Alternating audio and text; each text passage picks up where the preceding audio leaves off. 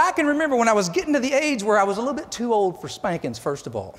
And then I also did a crime. I did something wrong that was a little bit, out of character. And my dad said, son, I got to think about this to figure out what the consequences are for you. You just go to your room. I'm going to think about it. And as I go into my room, I'm nervous. I shouldn't have done that. I hear him telling my mom, honey, I'm going to use psychology on him today.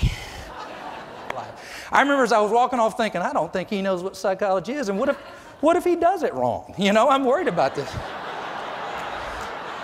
Because, see, I didn't know what it was. I wouldn't know he was doing it wrong. So a few minutes later, he calls me back in to tell me what my consequences are. Now, let me tell you what the crime was, and I'll bet you can figure out the punishment. My dad caught me smoking a cigarette. Wasn't going to spank me. What's he going to do? Make you smoke a whole pack. Everybody knows the answer. We all went to the same demented parenting school. All our parents did. Everybody knows the answer to this. My dad said, boy, you want to smoke some cigarettes? You want to be a man, we're going to smoke some cigarettes today, boy. Put a big old carton under his arm and started walking out the door. I got right behind him. We're going to have some fun today, baby. I can't wait. I'm snapping fingers. We're going to smoke some cigarettes, baby. We get outside. We sit on the bench. It's right outside our back. It's still there. The bench is still there. And lights a cigarette, hands it to me. Lights another one for himself. Starts smoking on this. He's like, son, so when did you decide you want to be a man and start smoking? I'm like, about yesterday. Just a little bit more conversation, and I look up, and my dad is lighting another cigarette. 45 seconds, he's finished, and I'm impressed. I'm thinking, my dad is a good smoker. But here's the problem. When he lights another one for himself, what else does he do? You all know this. Why do you know that? Of course, he lights another one for me. He hands me one. What did I say? Dad, I'm doing good. He says, boy, you said you wanted to smoke, now smoke. Okay, so I'm smoking just as fast.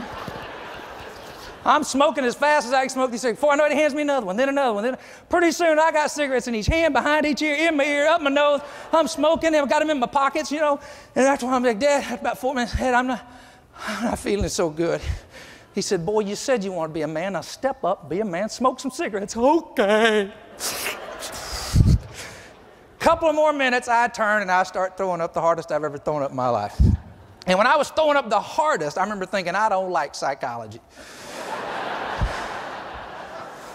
I also remember thinking, why couldn't Dad have caught me with a woman?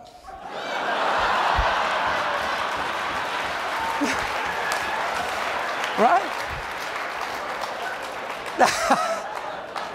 Now, see, that would have worked out just fine. Hell, I'd have majored in psychology. Here's the point of the story. What was my dad's goal? It wasn't to make me throw up. It was what? Influence my behavior. It worked. All right, that's the weird thing about this story. It worked. Never to this, God is my witness, never again have I ever smoked another cigarette. I don't even like touching them. I don't like even touching the pack. It immediately sends signals to my nervous system of, oh my God, no. And by the way, I worked in college at one of my jobs during college years was at a convenience store. Mop the floors, restock the shelves, and work the register. Where do they put the cigarettes at a convenience store? Right behind you. They're like haunting me, right? And then people would come in and say, hey, can I get some Marlboros? And I'd be like, are you sure? You're going to throw up, right? I mean, And they'd be like, no, I'm not.